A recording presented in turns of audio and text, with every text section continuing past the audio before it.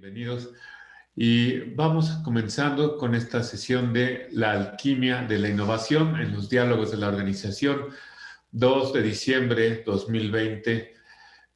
Vaya, ya en el último mes de este año vamos a hablar un poquito de esta alquimia de la innovación.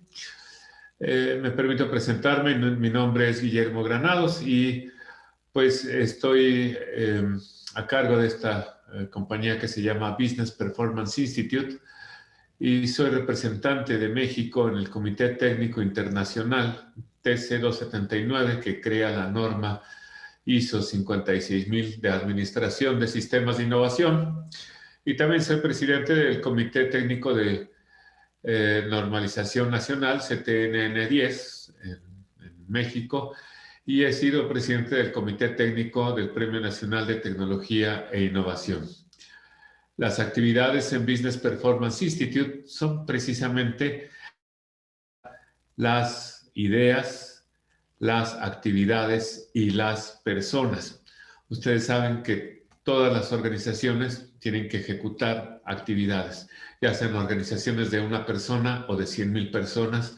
Todas tienen que organizar actividades de manera repetida. Estas actividades son asignadas a diferentes responsabilidades, diferentes roles. Así es como encontramos que alguna gente vende, otra gente compra, una gente hace mantenimiento. Y bueno, cuando son 100,000 personas, evidentemente es más complejo. Y entonces, pues, tienes la parte de organigramas, indicadores de desempeño de las actividades. Tienes también los acuerdos de nivel de servicio. Todas estas cosas relacionan las actividades con las personas. Eso es lo que hacemos. Y por supuesto que la innovación es un cambio de actividades de las personas. Así que vamos a platicar. Están invitados a nuestro canal de YouTube, que es The Business Performance Institute. Oficial, me parece. Y ahí están los videos de estas charlas, y no dejen de visitar nuestra página. Les vamos a poner acá nuestra página, que está al final en los contactos, pero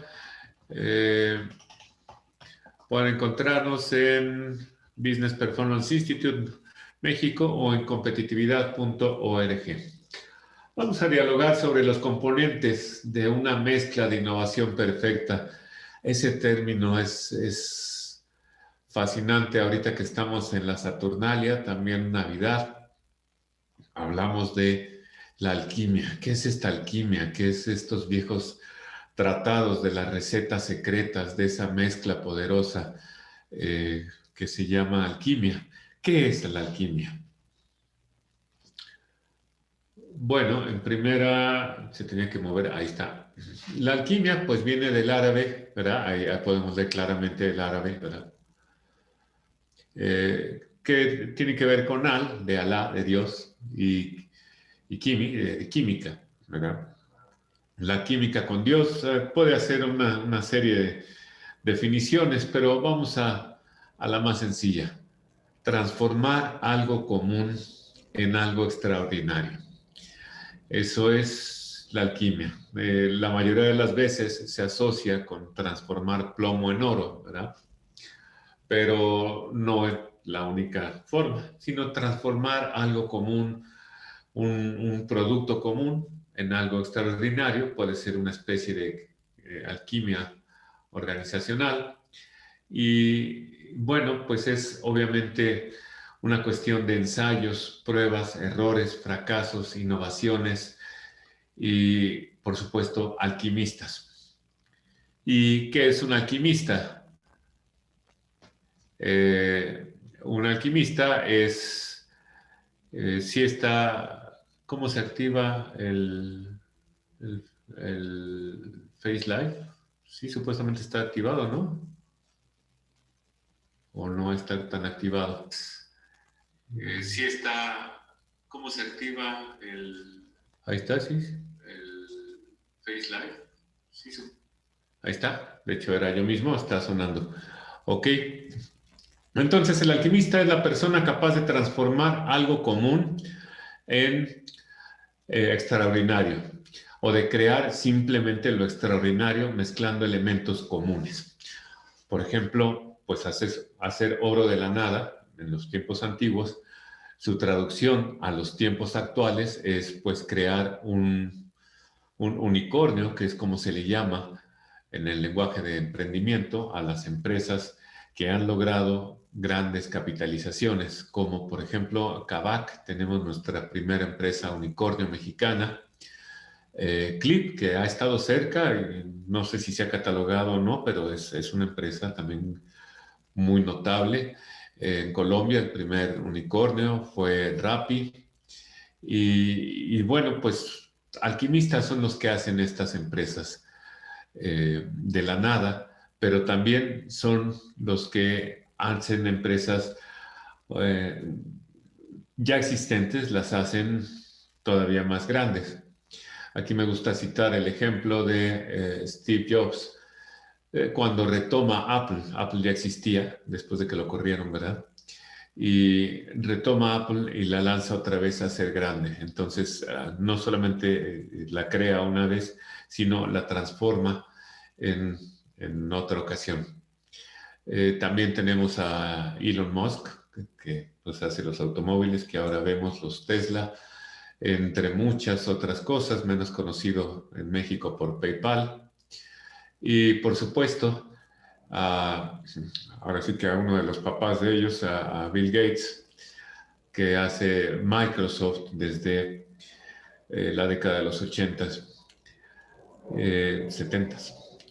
Una de las cosas que nos encanta ver de estos alquimistas es admirarlos, es apreciarlos, es decir, vamos a ser como ellos. Y entonces, pues tratamos de aprender las lecciones que nos dejan los alquimistas. Hay una plática, Gui Kawasaki, que trabaja con Steve Jobs, hace una plática en TED Talks en Berkeley en 2014, que le llama El arte de la innovación, y pues nos da grandes pasos para lograr la alquimia que logró su jefe, pero él no logró, él lo ayudó. Entonces, nos da los pasos. Genera sentido de lo que haces, desarrolla un mantra con el que debes de ir llevando, salta a la siguiente curva, crea productos profundos, inteligentes, completos, habilitadores y elegantes. Macintosh es un ejemplo de un producto bonito, elegante. No esperes que todo sea perfecto en el lanzamiento, no te preocupes, sea imperfecto. No me acuerdo el término en inglés, don't worry, be fluffy, no me acuerdo el término, pero nos da una serie de ejemplos y nosotros vemos la charla, leemos el libro. Aquellos jóvenes ya recordarán, en la década de los 80 hubo un libro que también generó mucha tracción, mucha idea en búsqueda de la excelencia de Peters. Sí, fue un gran libro y nos traía las lecciones de los alquimistas de aquel entonces. Curiosamente ya no hay tantos porque por ahí estaba Wang Computer y bueno, una de las críticas es que no siguen ahí. Bueno, yo no les vengo a platicar de los alquimistas, yo les vengo a platicar un poco de la norma, de lo que está en la norma y lo que está afuera de la norma. La norma, la normalidad, lo que es normal, viene de una distribución, bueno, de una distribución estadística. Uh-huh. Y precisamente lo que pertenece a esa distribución, la parte mayor que está ahí, es lo normal, lo que está en la norma. Los alquimistas son outliers, es lo que se sale de la norma. El método científico está basado en la hipótesis y después en la comprobación estadística y después en la tesis. Entonces es un poco contradictorio pensar que un outlier va a responder a lo que sucede en el grueso de la población. Y entonces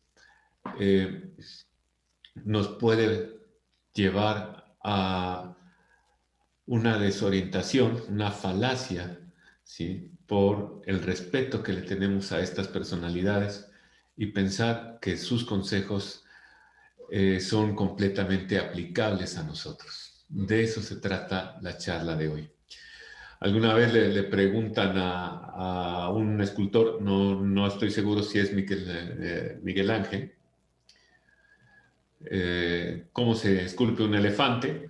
Y entonces, pues él nos dice, simplemente tomas una piedra y le quitas lo que no se parezca a un elefante. Seguramente esta frase vino de parafrasear a Miguel Ángel, donde él la firma al hacer su David, catalogada la mejor escultura de todos los tiempos, de 5 metros de alto, sin bosquejo, sin molde antiguo, o sea, se la aventó a capela, se dice. Y él contesta simplemente, había un ángel adentro del bloque de mármol y lo que hice fue liberarlo. Muy bien. ¿Por qué no nos ponemos todos a liberar ángeles de los moldes? Bueno, ahí es donde entra precisamente la normalidad y el outlier. Es muy inspirador lo que nos platica David, lo que nos platica Miguel Ángel. Pero seguramente si yo voy y le doy unos martillazos a un bloque de eh, mármol, aunque no sea de 5 metros, lo voy a deshacer, lo voy a desbaratar porque no tengo la preparación, el conocimiento técnico, el aprendizaje y si quieren llamarlo, el espíritu, el regalo, la alquimia para hacerlo.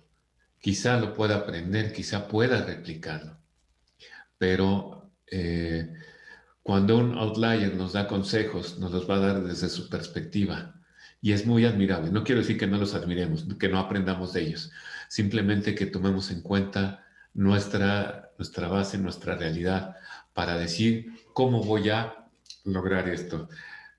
Hay ejemplos muy burdos y que sin embargo suceden.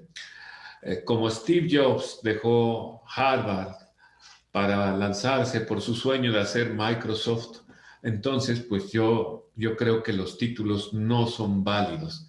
Los títulos no se necesitan en esta sociedad y entonces voy a abandonar mis estudios y voy a lanzarme por mis sueños y entonces observo que fracaso.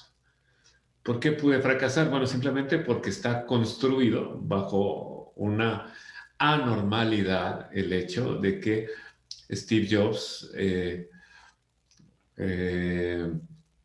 no es cualquier persona, no es una persona de la normalidad. Y segundo, sucedieron 10,000 cosas al lado de que dejara sus estudios en Harvard. Entre esas 10,000 cosas fue que ya estaba muy encarregado en el desarrollo de una versión del lenguaje BASIC. Eh, ya tenía su cliente, digamos, ya había un estado incipiente en la computación, él logró superar esto, entonces tuvo éxito. Así que si dejamos ahorita nuestros estudios, los que estén estudiando, no tengamos por sentado que es una causa de éxito. También sorprende cuando Elon Musk dice, pues yo no necesito estudiar. Sí, ciertamente de estas personas no tienen grados profesionales, pero eso no significa que carecer de un grado profesional te va a hacer inteligente. No, hay una falacia, hay que aprender a razonar. Si no tenemos, pues, esos regalos, esa posibilidad, ese empuje, falta Mark Zuckerberg también, entre muchos ejemplos, lo más posible es que hagamos un desastre en nuestras vidas y no hagamos el consejo de seguir el consejo, de seguir nuestro sueño. Mucho ojo, insisto, no quiero decir que sea malo el seguirlos. Quiere decir que tenemos que conocer nuestra realidad, nuestro entorno, nuestra normalidad. Y esto viene a colación porque, pues frecuentemente, en 20 años de estar en el Premio Nacional de Tecnología e Innovación, en 20 años de estar apoyando a las empresas desde programas de formación con el TEC de Monterrey, los diplomados en procesos, innovación, la parte de consultoría, empresas grandes, pequeñas. Me encuentro con organizaciones convencionales que dicen, bueno, suena muy bonito esos páginas, esas charlas motivacionales, pero sabes que yo estoy aquí embebido en mis actividades y eso no es para mí.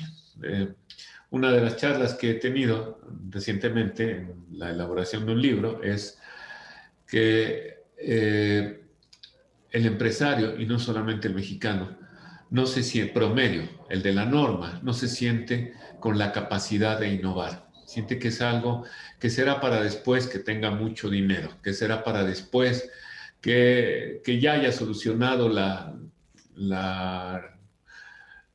crisis de su empresa. Entonces ya podré innovar. Este, nada más falso que eso. Cuando haya solucionado la crisis de tu empresa, tal vez ya la empresa no exista. ¿Qué sucede con estas organizaciones? ¿Qué sucede con esta empresa cuando lee los 14 puntos de Gui Kawasaki, cuando lee los 8 puntos de En busca de la excelencia, cuando lee, vaya, cualquiera de los puntos? Eh, puede aprender, puede tener mucha inspiración, pero nos falta esa guía de cómo comienzo. E incluso cuando ves la norma ISO 56000 de Administración de Sistemas de Innovación, seguimos con la misma pregunta. ¿Y cómo comienzo? ¿Cómo convierto este desorden que tienen muchas de las empresas que conocemos en algo productivo? Bueno, la respuesta es paso a paso, paso a paso y desde luego conociendo mi propia realidad y sabiendo que, por supuesto, debo tener un sueño, pero debo tener un camino para llegar a ello. Y de eso se trata la charla de hoy, de conocer cuál es nuestra principio, cuál es nuestra alquimia, cuáles nuestras capacidades. Para eso, como tenía hambre, y estaba creando una historia para escribir, eh, pues me acordé una vez que estaba en Holbox, en una isla en Mérida, donde está la pizza de langosta. Y bueno, ¿qué hace diferente a la pizza? ¿Qué hace diferente a Domino's? ¿Qué hace diferente a Papa Joe's? ¿Qué hace diferente al restaurante italiano que está en el barrio? ¿Qué es lo que hace diferente una pizza? ¿Cómo es posible que todavía pueda haber emporios millonarios de pizzas y de hamburguesas? ¿Qué es lo que hace diferente una pizza? Bueno,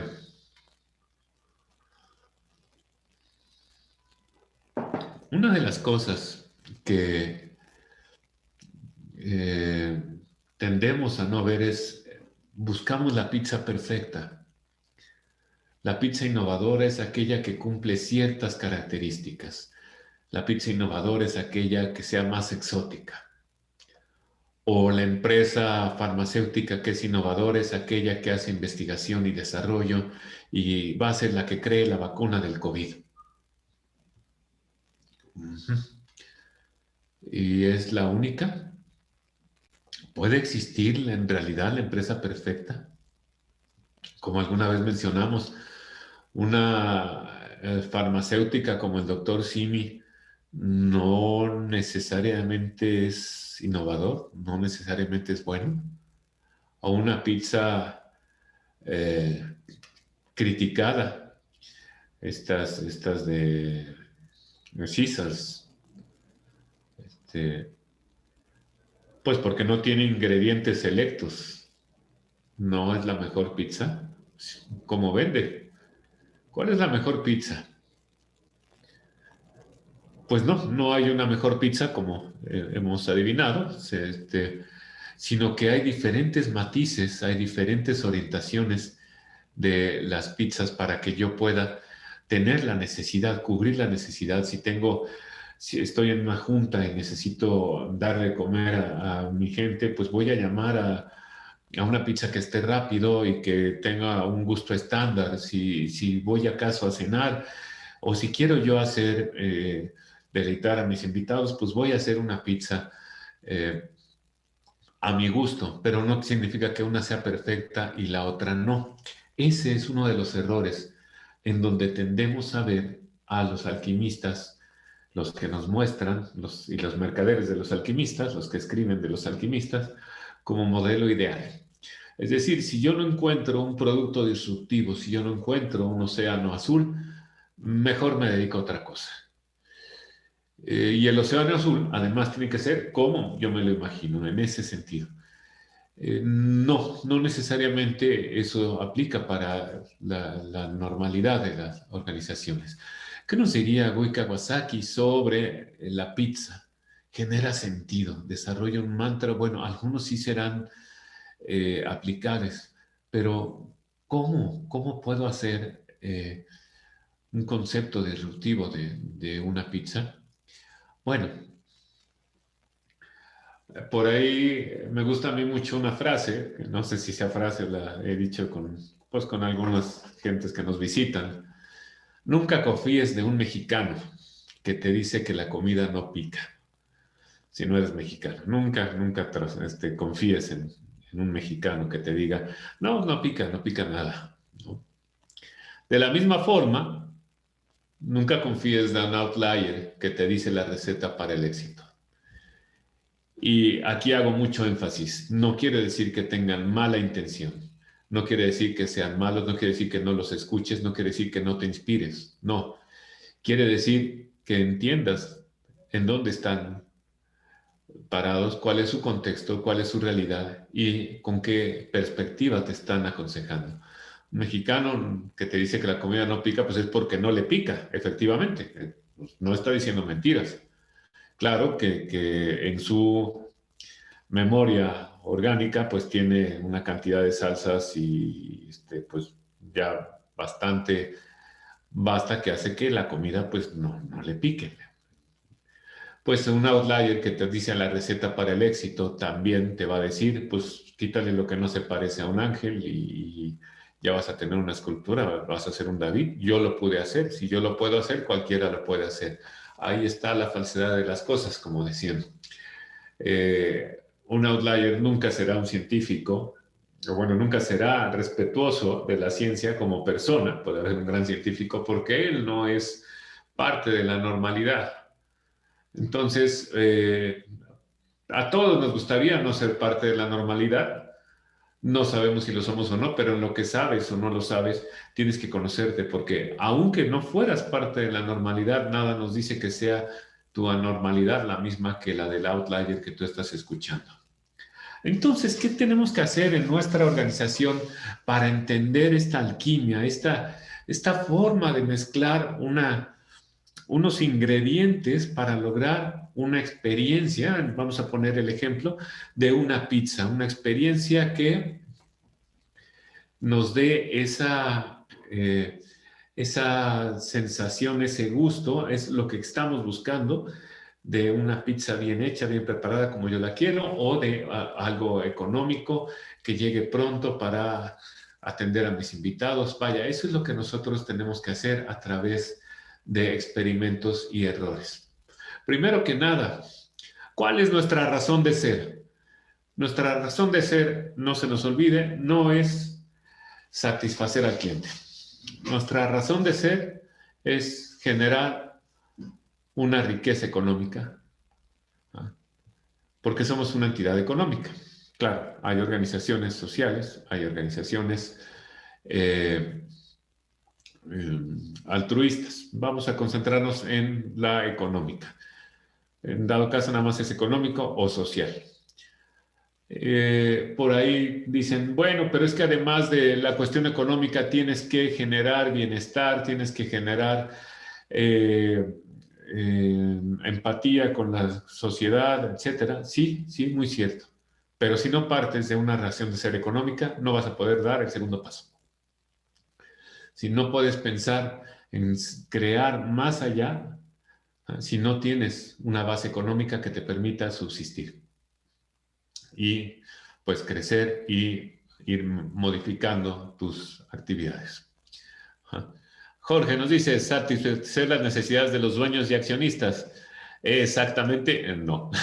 No, aquí nos limitamos, Jorge, solamente a la cuestión de producir una riqueza económica, producir un economic wealth, un bienestar económico.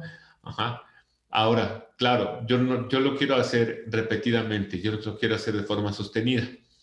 Para hacerlo de forma sostenida, una de las grandes teorías que se llama Behavioral Theory, teoría basada en el comportamiento, nos dice que lo que permite que generemos riqueza económica sostenidamente es la satisfacción equilibrada de los involucrados. Y en eso está basado calidad. Nosotros estamos basados en otra rama de pensamiento que se llama perspectiva basada de recursos y es la que vamos a ver en las siguientes láminas. Pero aquí partimos, ¿cuál es nuestra razón de ser? Generar riqueza económica. Ahora, ¿cómo la logramos? Mediante acuerdos comerciales, mediante la incorporación de un acuerdo comercial donde queda claro, te voy a dar una pizza, me vas a dar 100 pesos. Bueno, pues es un acuerdo.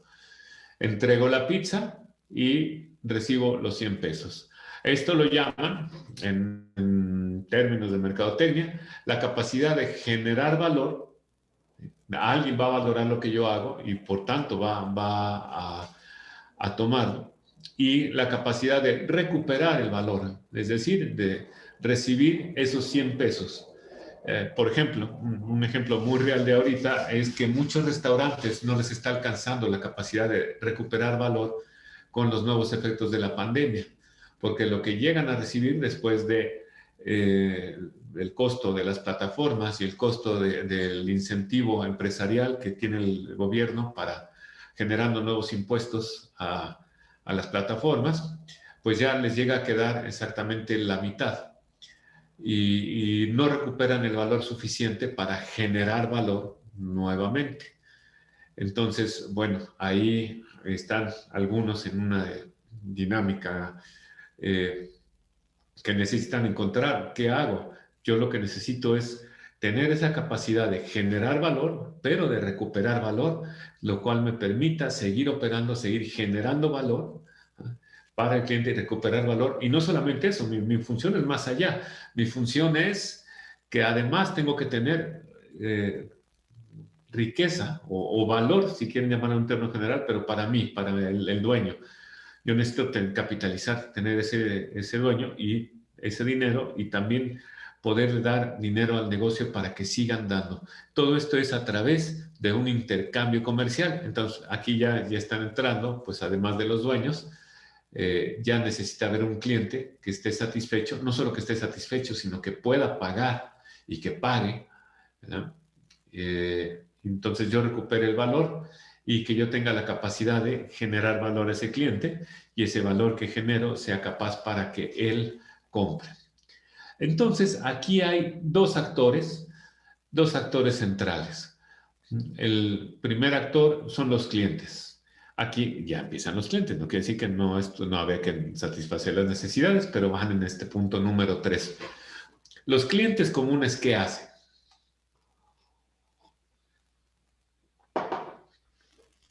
Pues ustedes dirán, compran. Bueno, no solamente compran. Los clientes comunes, primero, detectan que yo existo, me identifican, me solicitan un producto, me hacen un pedido, ya sea por internet, ya sea en persona, ya sea a través de un distribuidor. Pero finalmente el cliente me identifica, el cliente me solicita un pedido. El cliente acepta una propuesta que yo le hago, si es propuesta, es un producto por diseño, o me acepta el producto que yo le doy. Y el cliente paga el producto. Estas son las acciones básicas. Ustedes me pueden decir, bueno, pero es que el cliente nos recomienda. Claro, sí, sí. Y el cliente también usa mi producto, claro, por supuesto. Y yo tengo que ver estas acciones, ¿en dónde se ven? Se ven en más compras, se ven en menos compras. Esos son los indicadores que me van a llegar. Hay una serie de acciones que hacen los clientes y esta serie de acciones son las que me interesa que lo hagan. Y para que los clientes las hagan, yo tengo que hacer desde mi cancha, desde mi lado, una serie de acciones, una serie de acciones que van a darle a conocer el producto. Le van a decir, aquí estoy, este soy yo. Le van a decir, este es mi producto. Le van a decir, bueno, una vez que el cliente lo hace una orden, ten el producto que me solicitaste. Y van a ser capaces de capturar ese dinero, de capturar el dinero del canal de cobro. Imagínense ahora las plataformas nuevamente de Uber Eats y estas plataformas de entrega de alimentos. Pues tú vendes en 100 pesos tu platillo, pero te llegan 50. Entonces, bueno, tú también estás recibiendo 50. Eso hacemos para lograr estas acciones de los clientes. En cualquier organización, de cualquier tamaño, es esta interacción. No hay organización que esté sin esta interacción. A veces es más compleja, a veces es menos compleja. A veces yo hago un acuerdo durante un año para dar ese producto. A veces es caso por caso. A veces cobro primero y a veces recibo después. La lógica con la cual hago estos dos elementos se llama modelo de negocio,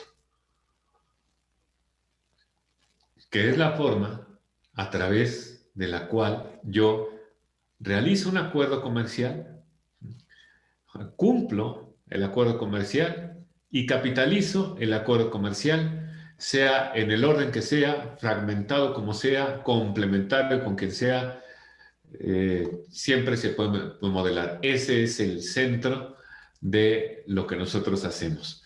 Entonces, ya para la empresa de al lado, vemos que no es solamente la pizza, sino además es cómo entrego la pizza, cuánto me tardo en entregar la pizza, cómo ofrezco la pizza y cómo cobro la pizza.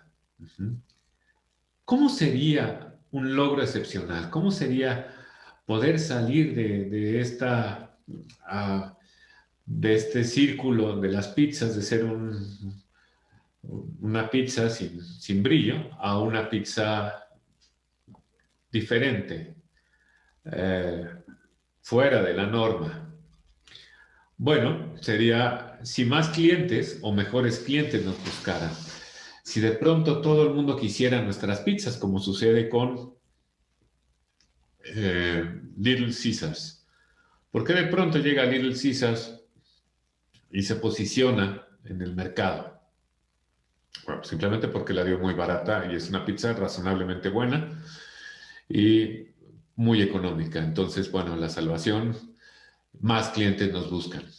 No sé si mejores clientes, porque como es económica, pues solicitan más pizzas, solicitan que los lleven. Pero yo quiero lograr que más clientes nos busquen, que más clientes nos soliciten o que mejores clientes nos soliciten. Es decir, ya llegaron y además quieren comprar. El negocio, por cierto, de este tipo al menos de Caesars, no es tanto la pizza, sino son todos los complementos que uno compra por pequeñas adiciones. Y el negocio, lo que yo quisiera lograr es que más clientes nos acepten y mejores clientes nos acepten. Y que más clientes nos paguen o que los clientes nos paguen de mejores formas. Por ejemplo, en los alimentos ahora en tiempos de la pandemia. Lo que queremos es recibir más del dinero que el cliente está desembolsando. Esto sería un logro excepcional y este sería el enfoque de gran parte de mi innovación. Queda lateral la innovación financiera. Eh, también lleva su propia rama de estudio. No la voy a poner acá por cuestiones de tiempo, pero esta es como que lo que nosotros buscamos en lograr en una innovación. ¿Sí? ¿Vamos bien? Cualquier cosa, comentario, por favor, no dejen de escribir. Ahora, ¿cómo lo logramos? ¿Cómo logramos lograr esta mezcla, esta combinación? Bueno, lo primero es, eh, adivinamos, pues yo puedo prometerme hacer la mejor pizza, hacer la que sepa excepcionalmente. Sí, y eso está muy bien. Es una de las formas, pero hay muchas más formas. Eso es lo que quiero que veamos.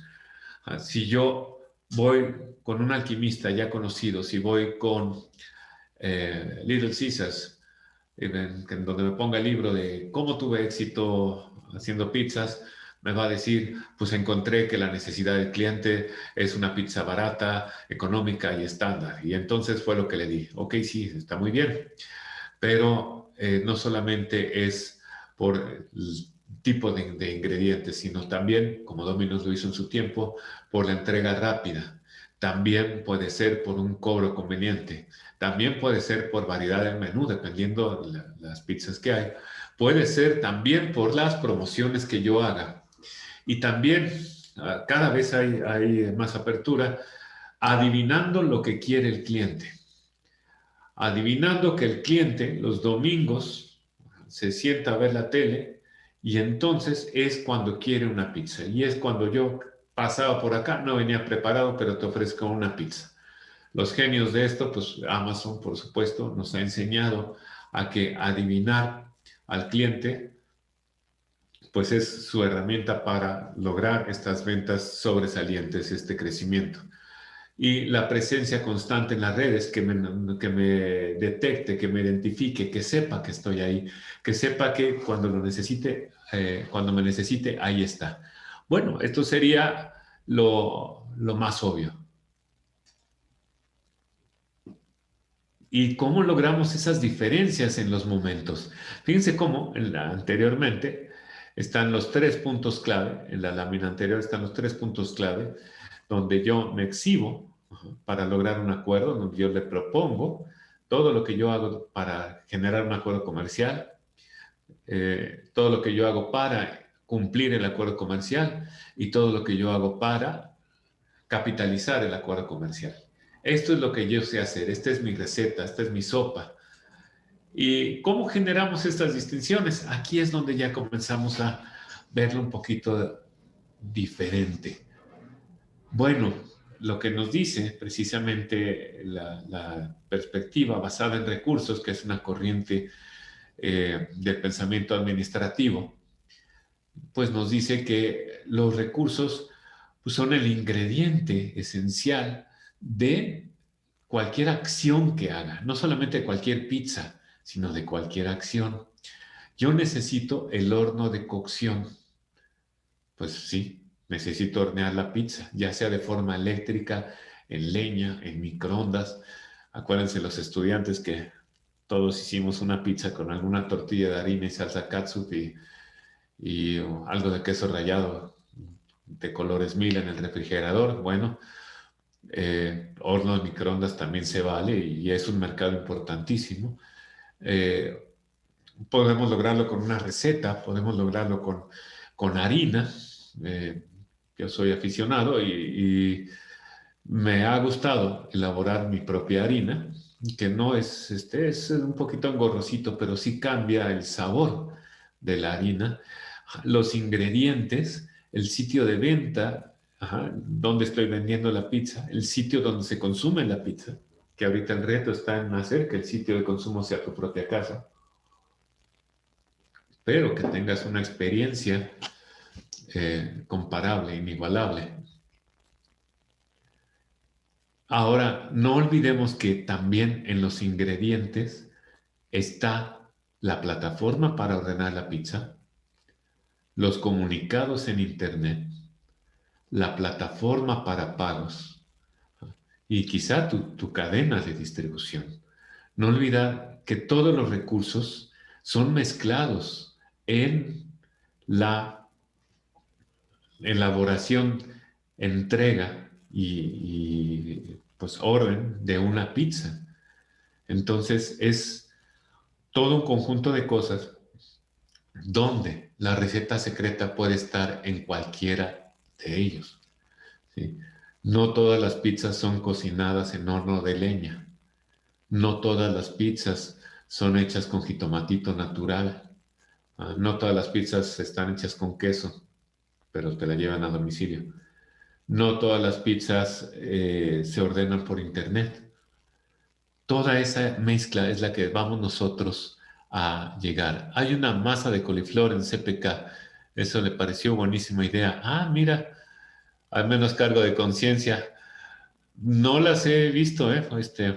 No sé qué sea, Ignacio. CPK, masa de coliflor.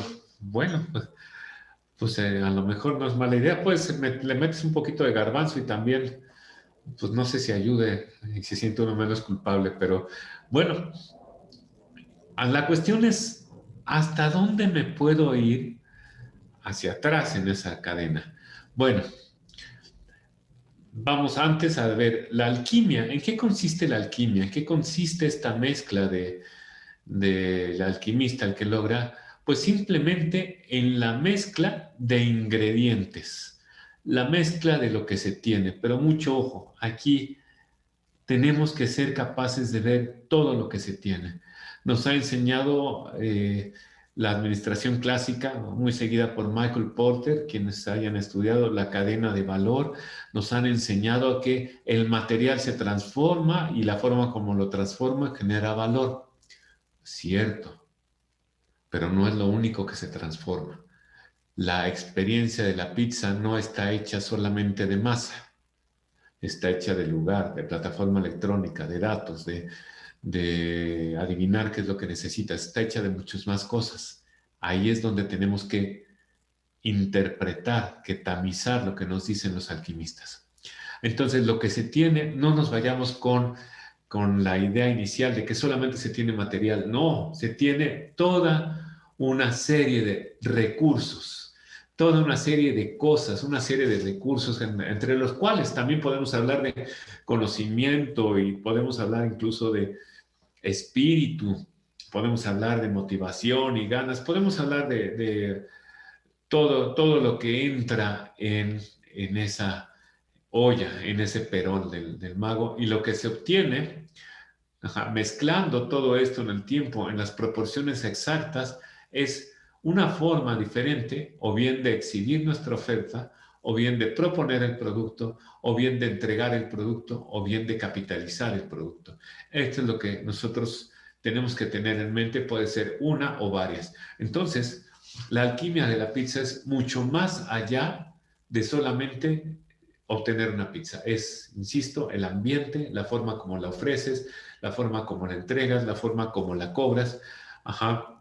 Eh, ya me explicó Ignacio Chávez, California Pizza Kitchen. Ok, sí son buenas, pero sí son bien culposas porque no sabes en qué momento te acabas la pizza tú solito y eso sí es un poquito tremendo.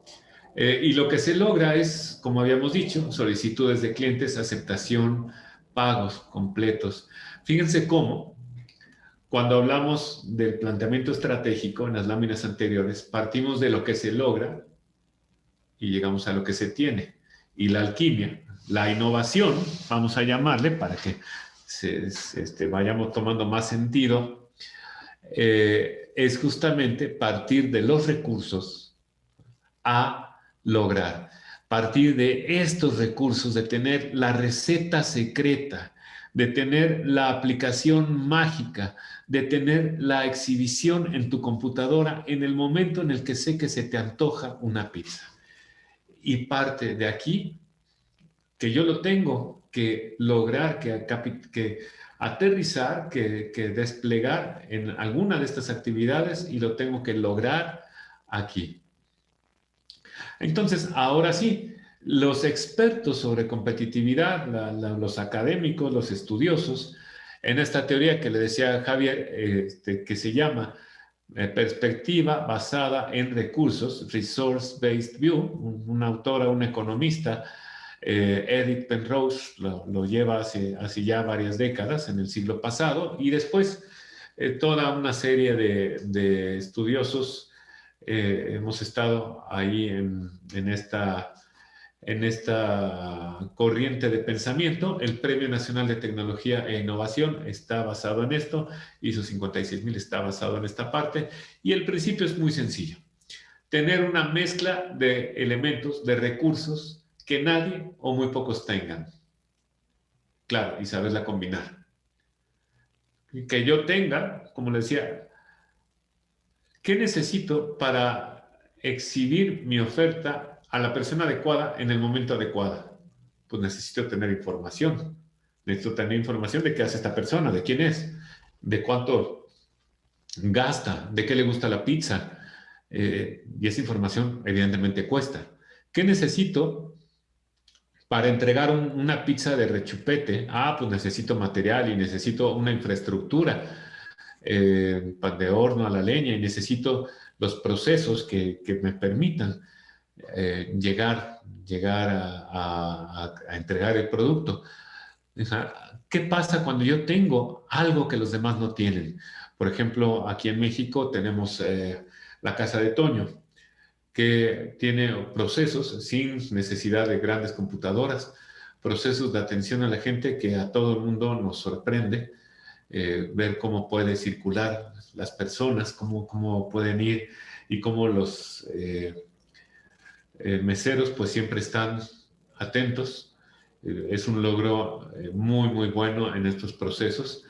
Eh, Puedes tener certificaciones, licencias, lo que nadie o muy pocos tengan, va a ser la base de tu competitividad. Y por supuesto, ¿cuál es la forma de lograr lo que nadie o muy pocos tengan?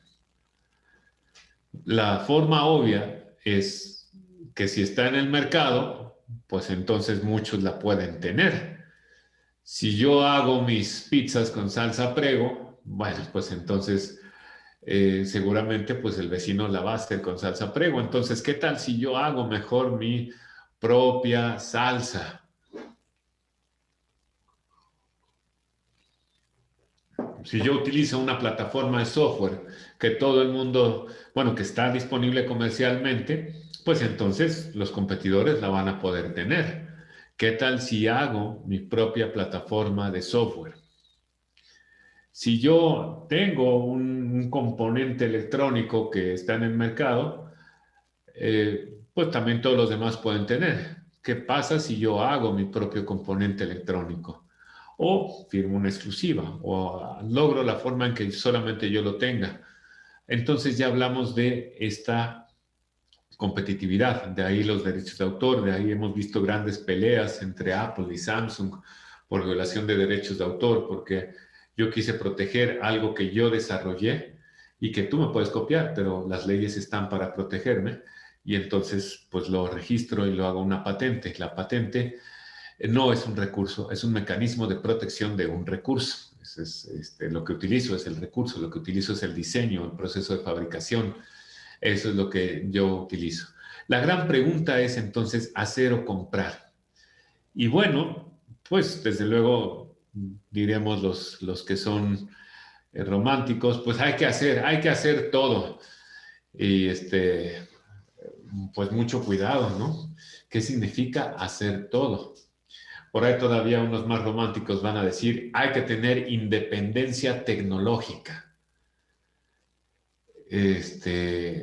No entiendo el concepto, me resulta un poco eh, extraño, más retórico. No hay tal cosa como independencia, no existe la independencia tecnológica tan sencillo, porque nos vamos a ir para atrás y nos vamos a ir para atrás y nos vamos a ir para atrás, y va a llegar un momento en el que algo tuvo que venir de afuera. En el ejemplo tan sencillo como la pizza. Ok, yo estoy seguro que si hago la pizza la voy a poder hacer mejor que nadie. Muy bien. Y entonces, pues voy a poner mis plantíos de tomates, porque necesito tomates para hacer la pizza. Ok, muy bien. ¿Y con qué vas a regar los tomates? ¿Con qué vas a alimentar los tomates? También vas a poner tu planta de fertilizantes orgánicos para los tomates. Tal vez sí, tal vez no. Sabritas, por ejemplo, de Frito-Lay, pues es un ejemplo muy clásico que ha logrado integrarse en esta parte de la cadena. Y entonces dirían, bueno, si Sabritas lo hace, ¿por qué yo no? Porque no tienes el dinero de Sabritas, tan fácil como eso. Pero independientemente, vamos a suponer, ya lo hice. Y ahora, ¿qué sucede con la bolsa de plástico? También vas a buscar que la bolsa de plástico o el empaque no lo tenga nadie y lo vas a desarrollar. Y entonces vas a crear una infraestructura de empaques de plástico. En algún momento tienes que basarte en tecnologías disponibles comercialmente. Y justamente esa es la magia de saber hasta dónde es que tú tienes la capacidad. Michael Porter, un autor importante de Harvard precisamente, lanza en 1984 su libro Ventaja Competitiva, todavía lo encuentran por ahí, y en este nos habla de un concepto que viene hasta ahorita, nos habla de la cadena de valor. Y precisamente desde una perspectiva económica, Michael Porter en su formación es economista, no administrador, pues nos dice que hay el material, lo que él visualiza como economista, el material cambia de valor en el mercado y entonces el trigo pues vale más, acá hay un pequeño error, le vamos a echar la culpa a mi equipo, la masa vale más que el trigo y el trigo vale más que el sembradío, el trigo en el mercado, en la central de abastos. Entonces hay un paso en la cadena de valor para que la masa vale más que sus componentes. Muy bien, pero la salsa de tomate pues también vale más que el tomate y vale más que las hierbas. Y el tomate pues viene del sembradío. Y el queso pues viene de la leche y la leche nos la da la vaca. Bueno, resulta que si yo hago esta descomposición para cualquier producto, cualquiera, por más sencillo que quieran ponerlo, voy a obtener no un árbol como aquí, sino voy a obtener una red. Ajá. Ahora imagínense esa red infinita que el mismo Michael Porter nos dice en su capítulo 2 de la ventaja competitiva, este modelo es solamente una forma de conceptualizar, nunca va a ser posible lograr toda esta red de elementos que intervienen en la formación de los bienes de consumo, porque en la pizza hay que incluirle también la caja de cartón y hay que incluirle la tinta del empaque y entonces en la caja de cartón hay que incluir la grapa y en la grapa hay que incluir el acero y entonces es una red tremenda. Bueno, ¿quieren verlo más complejo? Vamos a agregarle elementos intangibles. ¿Será posible en una versión más moderna de la cadena de valor que en esos elementos haya una fórmula, haya una base de datos del cliente, haya un análisis?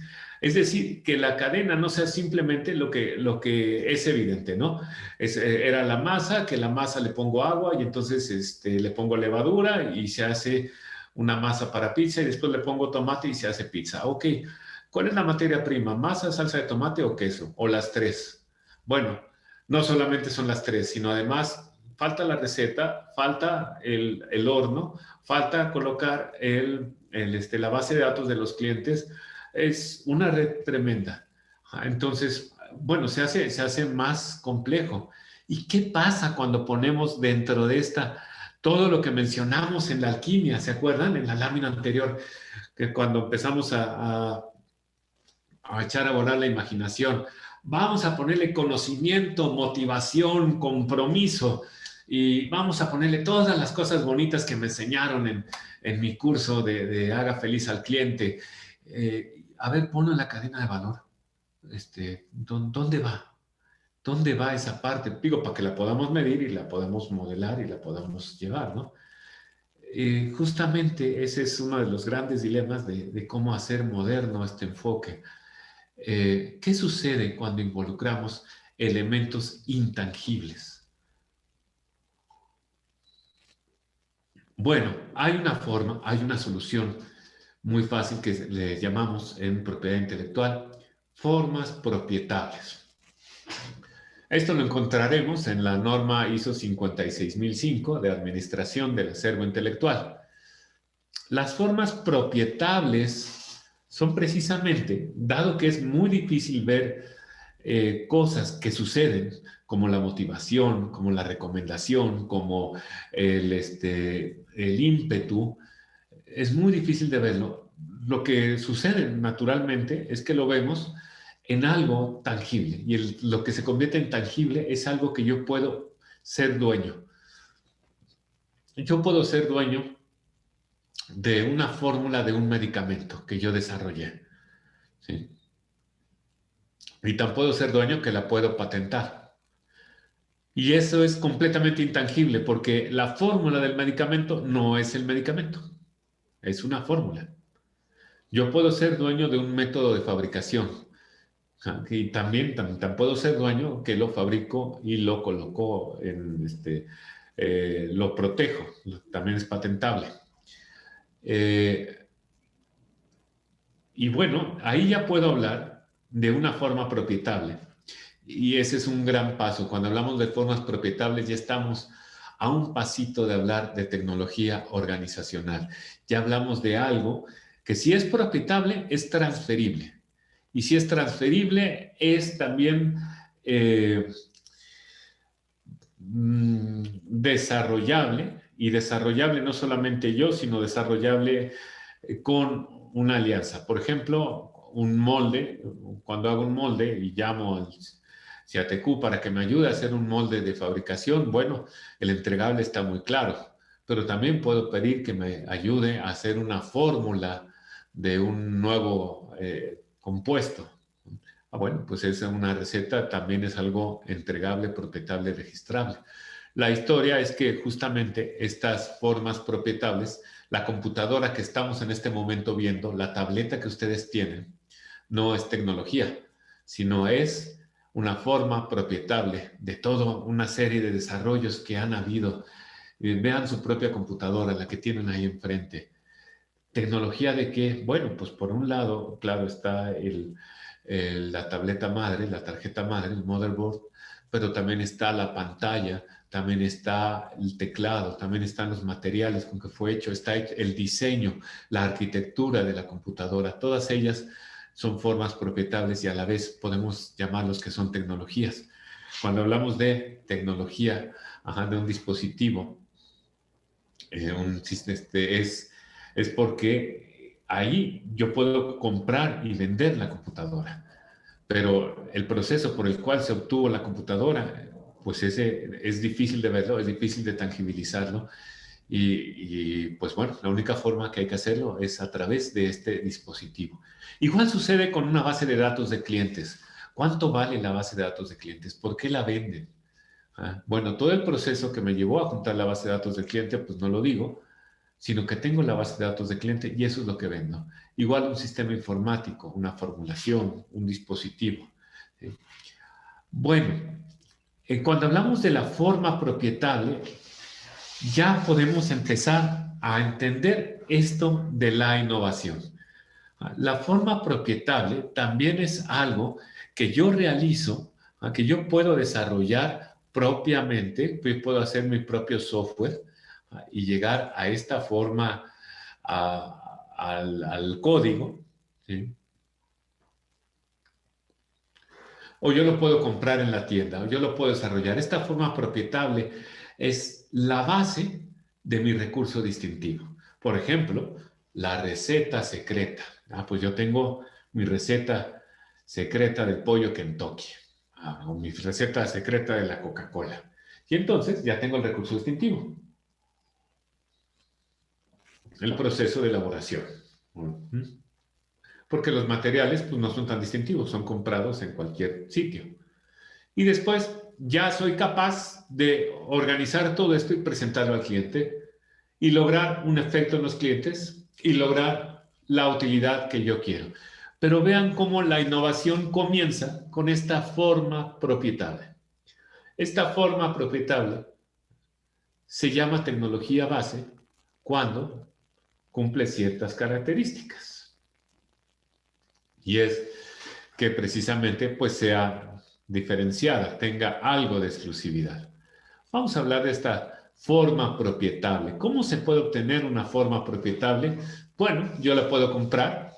Compré esta computadora para poder dar webinar. Entonces, bueno, la compré y el que vaya a la tienda y deposite la misma cantidad de dinero va a poder tener una computadora igual. Bueno, pues se compra la forma propietable. Se hace una transferencia, también puede haber aquí licenciamiento. Hay una transferencia una forma de hacer las cosas, de un proceso industrial a que lo haga yo. Y desde luego está la parte de desarrollarlo yo solito o también de co-desarrollarlo. Y esta es una parte interesantísima donde las empresas nos estamos adentrando un poquito en estos tiempos de pandemia. Y estamos hablando de co-desarrollos, de colaborar varias empresas en lograr un proyecto, en lograr una presencia al cliente. Y bueno, los que estén metidos en eso, tip, tienes que llevarlo a formas propietables.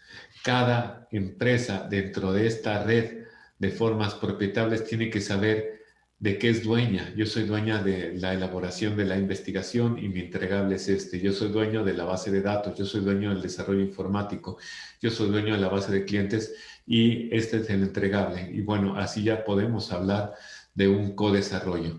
Y justamente después de 20 años del Premio Nacional de Tecnología e Innovación, pues hubo miles de explicaciones, miles de, pues no miles, pero sí cientos de pláticas donde decirles, mira, justamente el logos de la técnica, la tecnología, se ha desarrollado en cualquier entorno. Al igual que la innovación, pues hay innovación personal, innovación social, innovación en las organizaciones. También la tecnología sucede lo mismo. ¿Dónde se realiza el logos? Y lo que era más importante para nosotros, lo que es más importante para nosotros es quién realiza el logos, quién realiza ese análisis, ese estudio sistematizado de la técnica. Y lo que siempre hemos impulsado es que seas tú quien realiza ese logos de la técnica, que seas tú quien realiza el análisis de cómo se hacen las cosas para poder solucionar cuál es la mejor opción, porque no siempre va a ser el desarrollo la mejor opción. En ocasiones puede ser la compra, puede ser la transferencia, puede ser el desarrollo, puede ser el co-desarrollo. Si tu ventaja competitiva está entre la receta de la pizza, entonces, en respecto a las cajas, pues compra una buena caja, pero no te concentres, al menos en este momento, en comprarla. Este logos de la técnica me indica cómo hago las cosas y cómo innovo.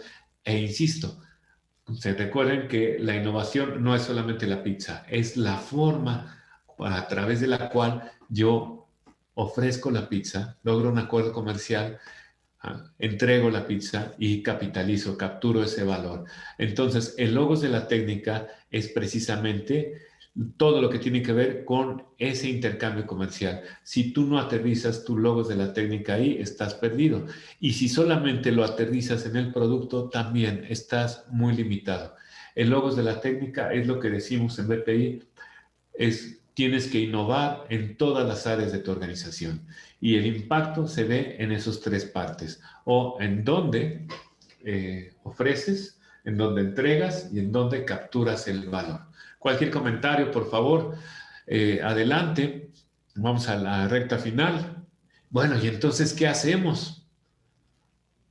¿Qué queremos lograr? ¿Para qué estamos aquí, no? Lo que la mayoría de nosotros queremos lograr es más dinero, o recuperar el flujo de efectivo que había, pues tiene que ver con la parte del dinero. ¿Cómo lo logramos? Bueno, pues no solamente es innovando en productos, sino lo que tenemos que lograr es ese cambio extraordinario que queremos que hagan nuestros clientes. Este es el resumen. ¿Qué queremos que hagan? Recordemos las láminas anteriores. Queremos que más clientes lleguen o que mejores clientes lleguen. Queremos que más clientes nos soliciten o que mejores clientes nos soliciten. Queremos que más clientes paguen o que mejores clientes nos paguen. Esto es lo que nosotros queremos lograr. ¿Y qué hacemos para lograr? Nos estamos acercando con ellos a través de la vía remota, estamos cumpliendo incluso a través de la vía remota y estamos cobrando, estamos siendo parte del cliente, estamos llevando la experiencia a su lugar de residencia, a su espacio virtual. Ahí es donde quiero llevar la experiencia de mi producto o servicio. Y entonces, si queremos hablar de innovaciones, ¿qué tendremos que nadie más tiene? ¿Qué es lo que puedo? ¿Qué es lo que aspiro a tener que los demás no tengan? ¿La fórmula? Aquí si quieren, inspírense un poco en la parte de los alquimistas. ¿Qué es lo que tenía? Bueno, hagamos la pregunta correcta. ¿Qué es lo que tenía Steve Jobs que nadie más tiene? Bueno, ahora yo, en mi realidad, ¿qué es lo que tengo que nadie más tiene? ¿Qué es lo que sé hacer? A lo mejor tengo mi red de contactos. A lo mejor no tengo nada que nadie más tiene. Bueno, ¿qué tengo que pocos tienen? ¿Qué es lo que puedo capitalizar? ¿Qué es lo que puedo hacer? Y bueno, ahí va desde la receta de los guisos que hago, o soy muy bueno en las relaciones, o yo sé lo que los demás quieren y voy a comercializar, les voy a llevar quesos a sus hogares. Bueno, está muy bien, está perfecto, es perfectamente válido, pero ¿qué es lo que tienes que nadie más tiene? ¿Qué es lo que te vas a especializar? Tú vas a saber qué es lo que quieren las personas, dónde está ese que tenemos que los demás tienen. ¿Y por qué nadie más lo tiene? ¿Porque no se le ha ocurrido? ¿En qué momento va a tenerlo? ¿En qué momento va a lograrlo? Estas son las preguntas que nos llevan a plantear ese inicio de la alquimia. ¿Cuál va a ser mi receta secreta? Ya que lo logre, puedo pensar en cómo puedo hacer para que nadie más lo tenga. Voy a hacer un acuerdo de patente, ¿cómo voy a hacer para que nadie más tenga la masa de coliflor de California Pizza Chicken? Bueno, no sé si qué tanta penetración tenga, pero justamente, ¿cómo puedo hacer que nadie más la tenga? ¿Cómo la puedo proteger? Y el siguiente, que es cuando ya entramos a administración de un sistema de innovación, ¿cómo puedo permanecer vigente? Porque lo nuevo siempre va a seguir siendo nuevo. Entonces, en resumen, son precisamente estos los pasos. Todo el mundo queremos que nos compren más clientes, todo el mundo queremos que nos paguen más, pero los que llegan al punto 5 es donde ya podemos hablar de nuestra propia alquimia, nuestra propia innovación pequeña, grande, pero finalmente es donde podemos mantenernos en el mercado. Si vamos bien, comentarios, por favor. Y la conclusión, hay dos conclusiones. El primero, lo que diferencia innovación tecnológica de innovación es ese componente que se llama tecnología base, que les había platicado. Es una forma propietable, ¿sí? Un conjunto de cosas, pues, que nadie más tiene, que se supone de desarrollo reciente, ajá, que tiene cierta complejidad, que no es obvio, como dicen los de las patentes, y que pues eh, es esencial para cierto recurso. Por ejemplo, es esencial para formar algún material, es esencial, ahorita que está de moda la vacuna del COVID, la tecnología base, ¿cuál es? Pues la formulación o el proceso de fabricación, esa es la tecnología base. Hay una fórmula, creo que la de Moderna, que necesita menos 20 grados centígrados. Bueno, ¿cómo lograr menos 20 grados centígrados? Puede convertirse en la tecnología base de un distribuidor, no de laboratorio, sino de un distribuidor que pues permita que llegue a menos 20 grados centígrados, que son muchos grados hacia abajo, eh, pero dentro de su propia intercambio comercial, de la distribución. Y esto se diferencia de innovación, del sentido de que innovación es la presencia de algo nuevo que puede ser algo replicable. Por ejemplo, lo clásico, eh, el doctor Simi hace innovación y Pfizer hace innovación tecnológica. La formulación de una nueva molécula es innovación tecnológica Y los modelos de negocio son innovación. No es bueno ni malo. Los dos son exitosos y los dos tienen claro su segmento y los dos tienen claro su avance. Lo que no sería exitoso sería que uno intentara contar la historia del otro. Y eso aplica también para nosotros. Si nosotros intentamos contar la historia de Elon Musk, pues a lo mejor no tengo el cerebro de Elon Musk, no leo un libro diario como Elon Musk. Eh, no quiere decir, insisto, que no aprendamos de él. Quiere decir que entendamos, que nos conozcamos a nosotros mismos. Nos pregunta León Prior. León, ¿cómo estás? Un saludo, mucho gusto en saludarte. Estamos en la parte, representando en México a la International Association of Innovation Professionals, IAOIP. ¿Qué diferencia hay entre innovación y disrupción? Excelente pregunta. Disrupción es un grado de la innovación. Disrupción disrupción es un término por sí mismo, que significa romper algo, significa llevarlo. Pero cuando hablamos de innovación disruptiva,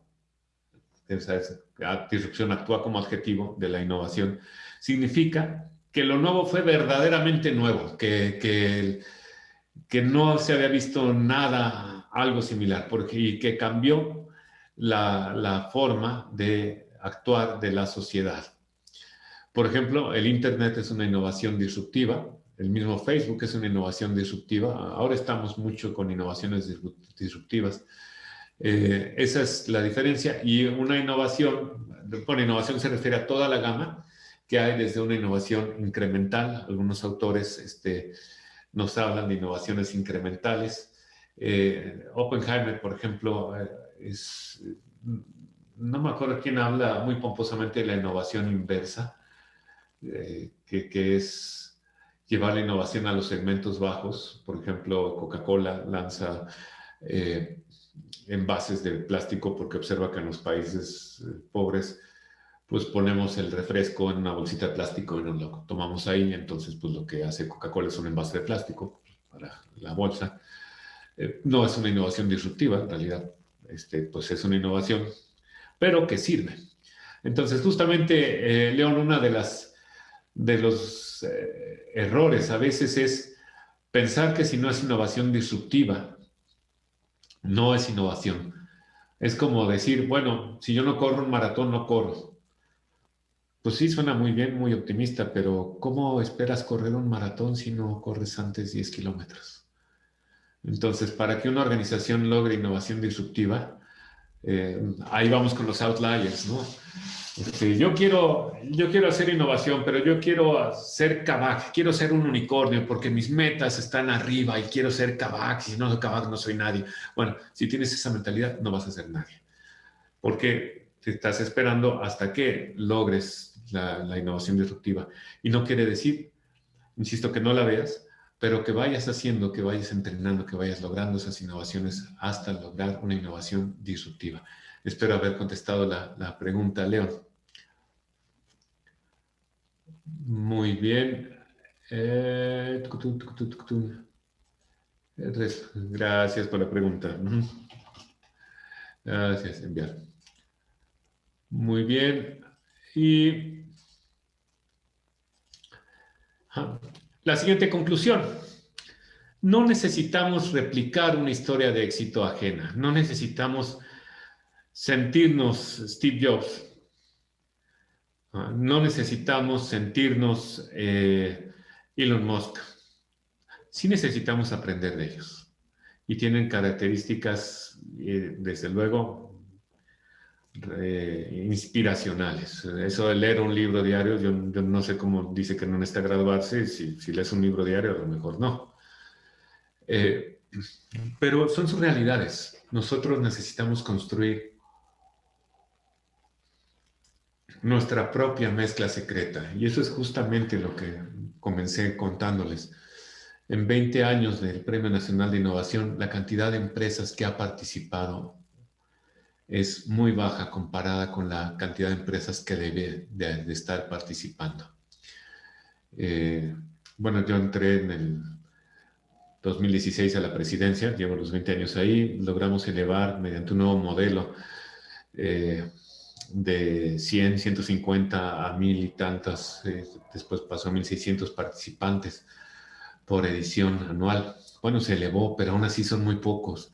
¿Y por qué son muy pocos? Porque la empresa no es que no quiera innovar, es que no se cree capaz de innovar, no se siente con esa capacidad de decir, yo puedo innovar, aunque sea una innovación pequeñita, no tiene que ser disruptiva, usando el término, por nada, León. Y ahora, ¿cuál es mi propia mezcla secreta? ¿Qué me llevo para, ahora sí, qué me llevo de esta charla para practicar ya mismo? Primero, la siguiente pregunta. ¿Cuál es la forma propietable de tu distintivo, de tu receta secreta? ¿Qué es lo que tú tienes que muy pocos tienes? Que muy pocos tienen. ¿Un método? Un método, la famosa receta, la historia del Pozolcali. Eh, las capacidades del personal, tú tienes gente que los demás no tienen, tú tienes una persona con un nivel de relacionamiento con características sobresalientes.